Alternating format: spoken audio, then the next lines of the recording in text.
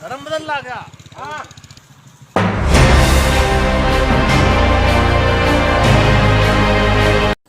नमस्कार दोस्तों, आज हम बात कर रहे हैं उत्तर प्रदेश पॉलिटिक्स के एक बहुत गर्म मुद्दे की, यानी कि ब्राह्मण्स वोट की।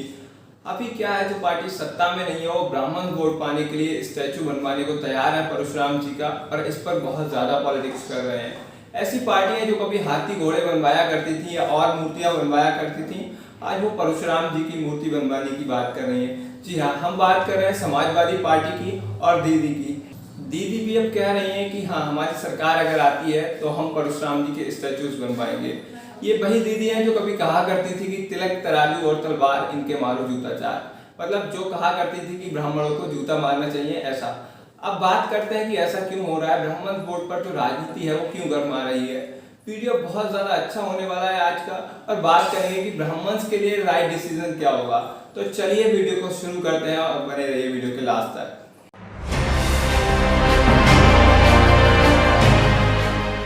दोस्तों, फर्स्ट ऑफ ऑल हम बात करते हैं कि ये जो मुद्दा है वो शुरू कहाँ से हुआ। तो इसके डीप में तो हम अगले पॉइंट पर चलेंगे, लेकिन ये जो मुद्दा है ब्राह्मण विरोधी सरकार होने का, वो शुरू हुआ विकास दुबे के एनकाउंटर के बाद। विकास दुबे के एनकाउंटर के बाद सही मौका देखते ही समाजवादी पार्टी के राष्ट्रीय सचिव अभिषेक मिश्रा ने घोषणा कर दी कि वो एक लखनऊ आगरा एक्सप्रेस वे पर परशुराम जी का स्टैचू बनवाएंगे। हालांकि ऐसा पहली बार हो रहा है कि बिना सत्ता के कोई पार्टी जो है इन्वेस्ट कर रही हो, और वो भी इतना ज्यादा। और इन्होंने बताया कि इसके लिए परशुराम चेतना केंद्र पीठ नाम का एक ट्रस्ट बनाया है, जिसकी देख रेख में ये जो मूर्ति है वो बनने वाली है। तो ये बहुत जल्दी काम जो हो रहा है बिना सत्ता के, ये वाकई काबिले तारीफ है। अगले पॉइंट पर आते हैं तो हमारी दीदी भी अब कह रही हैं कि हम सरकार में आने के बाद जो है ब्राह्मणों की श्रद्धा रखने के लिए परशुराम जी की मूर्तियां जो है वो बनवाएंगे। ऐसा दीदी ने अपनी ऑफिशियल प्रेस कॉन्फ्रेंस में कहा। जी हाँ, ये वही दीदी हैं जो कभी हाथियों की मूर्ति बनवाया करती थी, जो आज परशुराम जी की मूर्ति बनवा रही है केवल वोट बैंक के लिए।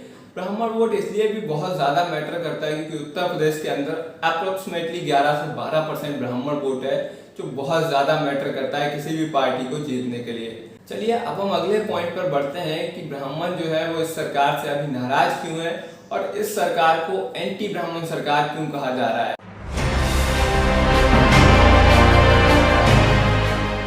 यूपी में ब्राह्मण नाराज होने का एक मेन फैक्टर जो है वो ये भी है कि विकास दुबे का एनकाउंटर। विकास दुबे के एनकाउंटर के बाद जो ब्राह्मण है वो नाराज बहुत ज्यादा है।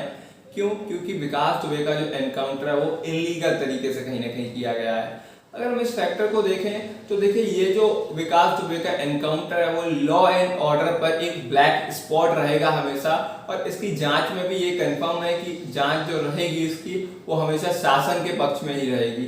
तो इसमें अभी कुछ नहीं होने वाला है। इसका एक मेन रीजन ये है कि विकास दुबे का ये जो एनकाउंटर है, जिस तरीके से फिल्मी स्टाइल में किया गया है, वो पूरी न्याय व्यवस्था पर एक धब्बा रहेगा काला। इसको लेकर केवल ब्राह्मणों को ही नहीं, पूरे देश के ऐसे लोग जो कानून व्यवस्था पर भरोसा रखते हैं, सभी को कहीं ना कहीं ऐतराज था। अगर इसके दूसरे फैक्टर को हम देखें दोस्तों, तो कहीं ना कहीं विकास दुबे जो था वो एक अपराधी भी था, और इसको जाति से जोड़ना बिल्कुल सही नहीं है। कि उसका जो एनकाउंटर है वो लॉ एंड ऑर्डर पर एक ब्लैक स्पॉट तो है, लेकिन उसे जाति से जोड़ना बिल्कुल भी ठीक नहीं होगा। लेकिन इस पर अगर हम दूसरे फैक्टर की बात करें तो ब्राह्मणों की जो हत्याएं हैं पिछले कुछ दिनों में काफी ज्यादा बढ़ गई हैं। द प्रिंट मीडिया के अकॉर्डिंग पिछले 11 दिनों में, मतलब कि जून लास्ट से लेकर शुरू जुलाई तक 11 दिन में 23 से ज्यादा ब्राह्मणों की जो हत्याएं हैं वो हुई हैं, और इस पर सरकार को कोई ऐसा ठोस कदम नहीं दिखा जिससे कि ब्राह्मणों को कुछ सांत्वना मिले। तो एक कारण ये भी होता है सरकार को एंटी ब्राह्मण सरकार कहने का। तीसरे केस की अगर हम बात करें तो 18 अक्टूबर 2019 को एक केस हुआ था जिसमें हिंदू समाज पार्टी के राष्ट्रीय अध्यक्ष कमलेश तिवारी की हत्या हुई थी। इस पर भी उनके जो घर वाले हैं वो बिल्कुल भी जांच से उत्तर प्रदेश सरकार की संतुष्ट नहीं है। इसमें एंटी ब्राह्मण्स की बात अगर आप सोचते हैं कहां से आती है, तो इसको अगर हम देखें तो समाजवादी पार्टी की सरकार में कमलेश तिवारी को 15 गार्ड दिए गए थे। दूसरी तरफ देखें अगर हम भारतीय जनता पार्टी की सरकार में, तो इन गार्ड्स की जो संख्या थी वो घटाकर केवल 2 कर दी गई थी। According to media Kamlesh Tiwari ने बहुत सारी चिट्ठियां जो थी वो सरकार को और अपने क्षेत्र के अधिकारियों को लिखी थी कि उनकी सुरक्षा की व्यवस्था को ठीक किया जाए, उन्हें जान से मारने की धमकियां लगातार मिल रही हैं, लेकिन इस पर सरकार का कोई रिएक्शन नहीं आया और आखिर वही हुआ जिसका डर था, कमलेश तिवारी की हत्या हो गई। तो ये एक बड़ा रीजन है एंटी ब्राह्मण होने, जबकि कमलेश तिवारी जो थे वो हिंदू समाज पार्टी के राष्ट्रीय अध्यक्ष थे और भारतीय जनता पार्टी को हिंदू सरकार के तौर पर जाना जाता है। तो क्यों हुआ ऐसा कि उन्हें सिक्योरिटी नहीं दी गई? कहीं ना कहीं इसमें एंटी ब्राह्मण्स की जो झलक है वो कहीं ना कहीं नजर आती है और यही कारण है कि ब्राह्मण जो हैं वो नाराज हैं। अगले पॉइंट पर अगर हम चलें कि ब्राह्मण सपोर्ट जो है वो क्यों बहुत ज्यादा जरूरी है किसी भी पार्टी को सरकार बनाने के लिए,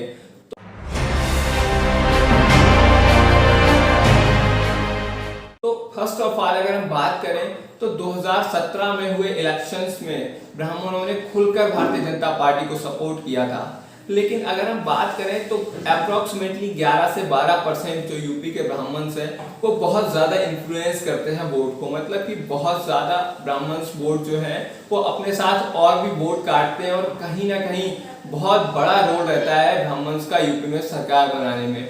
यही एक बड़ा रीजन है कि सारी पार्टियां जो है उत्तर प्रदेश के अंदर वो प्रोपेगेंडा फैला रही हैं, फिलहाल केवल कांग्रेस को छोड़कर। कांग्रेस अभी तक एक ऐसी पार्टी है जिसने इस पूरे मामले पर कोई भी ऑफिशियली तौर पर कोई प्रतिक्रिया नहीं दी है।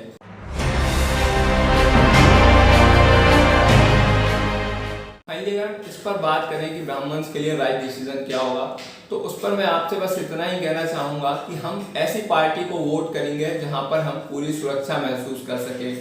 जो पार्टी हमारी पूरी सुरक्षा कर सकती है ऐसी पार्टी को हम वोट करना प्रीफर करेंगे। कहीं ना कहीं आप ऐसी पार्टी को वोट कीजिए जहां पर कास्ट का कोई शेड्यूल ना हो, कास्ट के तौर पर आपको ना आंका जाए और आपकी जो सुरक्षा है वो केवल कास्ट के तौर पर ना हो, जाति के तौर पर ना हो।